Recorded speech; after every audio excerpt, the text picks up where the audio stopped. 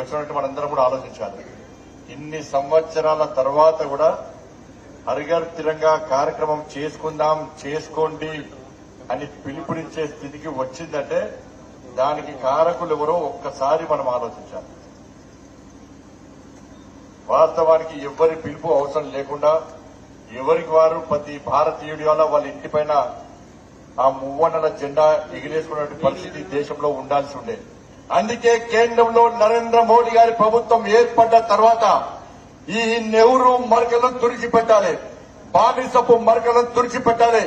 ఏది నిజమైన చరిత్ర, ఎవరు ఈ దేశం కోసం త్యాగం చేసిరు, ఎవరు ఈ దేశాన్ని శక్తివంతమైన భారతదేశ నిర్మాణంగా చేయాలని చెప్పి వాళ్ళ ప్రాణాలను ఈ దేశం కోసం అర్పించిరో ఆ త్యాగధనుల చరిత్రను తెరమరుగు చేయకుండా రాబోయే తరాలకు అందించాలని చెప్పి ఒక మహా లక్ష్యంతో ఇలా నరేంద్ర మోడీ గారి యొక్క పిలుపు మేరకు ఈ రోజు భారతీయ జనతా పార్టీ దేశవ్యాప్తంగా ప్రజల లోపల ఆలోచన కలిగించి ప్రతి భారతీయుడు వాళ్ళ ఇంటి మీద 15th ఆగస్టు వరకు ఇవాళ మువ్వన్నెల జెండా ఎగిరించాలని చెప్పి ఒక పిలుపునివ్వడంతో ఇది దేశవ్యాప్తంగా ఈ కార్యక్రమం నిర్వహిస్తున్నాం. ఇలా మువ్వన్నెల పతాక మన ఆత్మ గౌరవానికి ప్రతీక. ఇవాళ బాబాసాహెబ్ అంబేద్కర్ ఏ రచించి దానికి అనుగుణంగా మనం వివరిస్తున్నాం.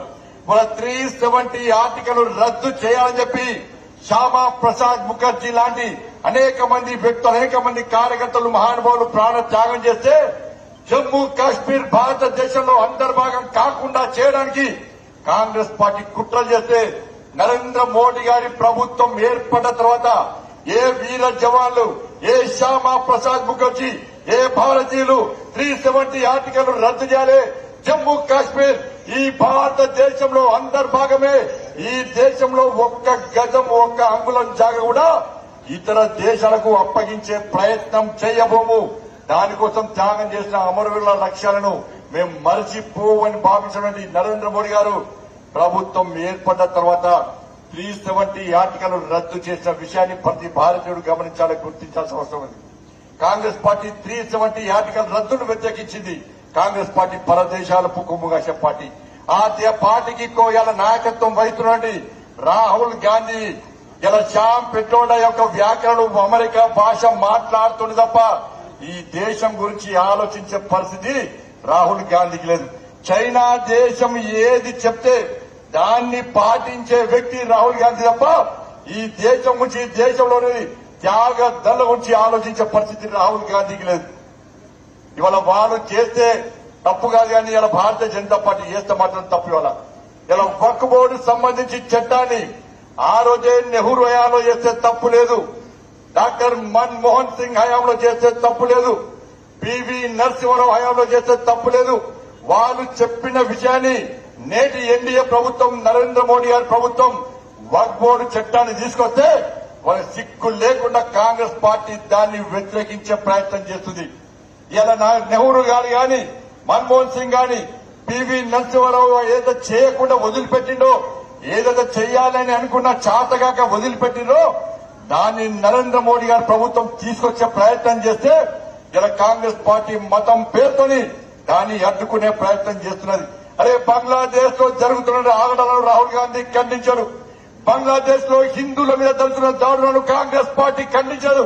బంగ్లాదేశ్ లో దేశ వ్యతిరేక విధానాలకు వ్యతిరేకంగా, ఈ దేశానికి వ్యతిరేకంగా ఏ విధంగా కుట్రలు చేస్తున్నారో దాని గురించి కాంగ్రెస్ పార్టీ మాట్లాడదు. అమెరికా గురించి కాంగ్రెస్ పార్టీ మాట్లాడదు. పాకిస్తాన్ గురించి కాంగ్రెస్ పార్టీ మాట్లాడదు. చైనా గురించి కాంగ్రెస్ పార్టీ మాట్లాడదు. కానీ భారతదేశం గురించి, ఈ దేశాన్ని రక్షించడానికి, ప్రపంచంలో భారతదేశాన్ని అగ్రస్థానంలో నిలపాలని చెప్పి 24 గంటలు కష్టపడి పనిచేస్తున్నా నరేంద్ర మోడీ గారిని విమర్శించడమే పనిగా ఇలా కాంగ్రెస్ పార్టీ రాహుల్ గాంధీ వ్యవహరిస్తున్న విధానాన్ని ఒక్కసారి ఆలోచించాల్సిన అవసరం ఉంది. అందుకే భారతీయ జనతా పార్టీ వారం రోజుల నుంచి ఈ తిరంగా పండుగ నిర్వహిస్తున్నది.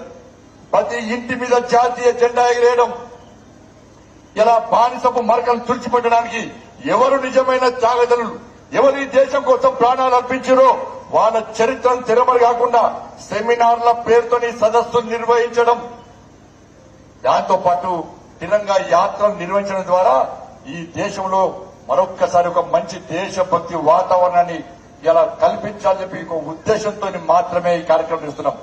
ఏ జెండా లేవు, ఏ ఎజెండా లేవు. మన చేతిలో ఉన్నది త్రివర్ణ పతాకం. ఆ జెండా కోసం పనిచేస్తాం. ఆ జెండాని ఎక్కడైనా ఎగరడానికి పనిచేస్తాం తప్ప దీనిలో రాజకీయ ఎజెండా లేదన్న విషయాన్ని ఒక్కసారి మనం గుర్తుంచుకోవాల్సిన అవసరం ఉంది. అందుకే ఈ రోజు అందరం సామూహికంగా జాతీయ గీతాన్ని ఆలపించాలని చెప్పి ఆలోచనతోని ప్రతి వ్యక్తి గత చరిత్రను మర్చిపోకుండా అందరూ గుర్తుంచుకోవాల్సిన ఆలోచనతోని తరతరాలు చరిత్ర తెరమరు కాకుండా చూడాలని చెప్పి ఒక మంచి ఆలోచనతోని ఈరోజు భారతీయ జనతా యువమోర్చా ఆధ్వర్యంలో ఈ రోజు కరీంనగర్ గడ్డ మీద ఈ యువకులందరూ కూడా ఇవాళ భారత్ మాతాకి జై అంటూ, జై శ్రీరామ్ అంటూ, జై జవాన్ జై కిసాన్ అంటే వల్ల ఈ జాతీయ జెండాను చేతబడి తిరంగా యాత్ర నిర్వహించడం చాలా చాలా సంతోషం. ఇలా సరిహద్దులో జవాన్లు ఈ జాతీయ జెండా కోసమే ఇలా పనిచేస్తున్నారు. ఇలా చాలా మంది మాట జాతీయ జెండాను ఎగిరేస్తేంది, జాతీయ జెండాను పట్టుకుంటేది, పట్టుకోకుంటేది చెప్పండి. ఈ ఆలోచన ఉన్నవాడు ఎవ్వరు కూడా భారతీయుడు కాదు. వాళ్ళ జాతీయ జెండా కోసం ఇలా సరిహద్దులో అనేక మంది వీర జవాన్లు ఇలా త్యాగాలు చేస్తున్నారు. ఇలా గతంలో చరిత్ర వేరు, నరేంద్ర మోడీ గారి ప్రభుత్వం వచ్చినాక చరిత్ర వేరు. గతంలో సరిహద్దులో కాంగ్రెస్ పార్టీ పాలనలో ఎవడో వచ్చి ఇతర దేశస్తులు వచ్చి మన జవాన్ల మీద దాడులు చేస్తే, మన జవాన్లను చంపే ప్రయత్నం చేస్తే, నా జవాన్ల మీద దాడులు చేసే ప్రయత్నం చేస్తే పైనుంచి ఆదేశాలు వచ్చే వరకు కూడా మనం ఆలోచించే పరిస్థితి. కానీ నరేంద్ర మోడీ గారి ప్రభుత్వం వచ్చిన తర్వాత ఏ జవాను వైపు ఎవడైనా పరాయి దేశస్తుడు మిలిటెంట్స్ కళ్ళెత్తి చూపితే ఇలాంటి ఆదేశాలు లేకుండా బుల్లెట్ల వర్షం కురిపించే స్వేచ్ఛ మన నరేంద్ర మోడీ గారి ప్రభుత్వం ఇచ్చిన విషయాన్ని ఒక్కసారి గుర్తుంచుకోవాల్సిన అవసరం ఉంది. అటువంటి మహానుభావుడు నరేంద్ర మోడీ గారు. కాబట్టి మనందరం కూడా ఈరోజు ఇంత పెద్ద ఎత్తున పండుగ వాతావరణంలో, ఒక దేశభక్తియుత వాతావరణంలో ఈ కార్యక్రమాన్ని నిర్వహించుకోవడం చాలా సంతోషం. ఇది కేవలం ఈ ఒక్క రోజుకే పరిమితం కాకుండా నిరంతరం మనం ఇదే భావాజాలంతో మన నిత్య జీవితం గడపాలని చెప్పి మీ అందరికీ విజ్ఞప్తి చేస్తూ, ఇక్కడ చాలా మంది యువకులు వచ్చారు. ఇవాళ తెలంగాణ రాష్ట్రంలోని ప్రతి యువకుడికి అప్పీల్ చేస్తున్నాం, యువతులకు అప్పీల్ చేస్తున్నాం, ప్రతి వ్యక్తికి అప్పీల్ చేస్తున్నాం. మీ ఫేస్బుక్ డీపీ గాని, ఇలా ట్విట్టర్ హ్యాండిల్లో గాని, లేకుంటే ఇన్స్టాగ్రామ్ లో గాని, వాట్సాప్ లో గాని మీ డీపీలు మొత్తం 15th ఆగస్టు ఎప్పటికైనా కూడా ఇలా దేశ భక్తుల ఫోటోలు పెట్టుకోండి, జాతీయ జెండా ఫోటో పెట్టుకోండి, హరిఘర్ తిరంగా పేరుతోని మీ డీపీలలో పెట్టుకుని మీ దేశభక్తిని చాటండి.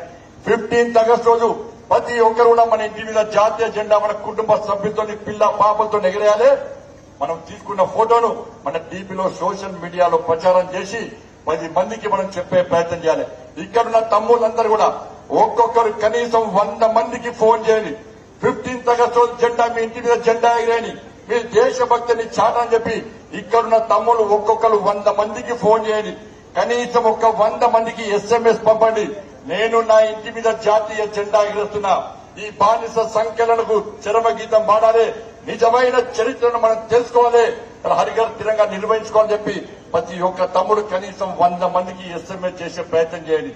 ఈ విధంగా మనం మన దేశభక్తిని చాటాల్సిందిగా మీ అందరికీ విజ్ఞప్తి చేస్తూ, ఇంత పెద్ద ఎత్తున జాతీయ జెండాతో భారత్ మాతాకి జై అంటూ ఈ తిరంగా యాత్రలో పాల్గొన్న మీ అందరు కూడా ఇలా 15th ఆగస్టు 15 ఆగస్టు సందర్భంగా హృదయపూర్వక శుభాకాంక్షలు తెలియజేస్తూ, ఈ దేశం కోసం ప్రాణాలర్పించిన ఆ వీర జవాన్లను స్మరిస్తూ తలిస్తూ సెలవు. భారత్ మాతాకి, భారత్ మాతాకి జై శ్రీరామ్.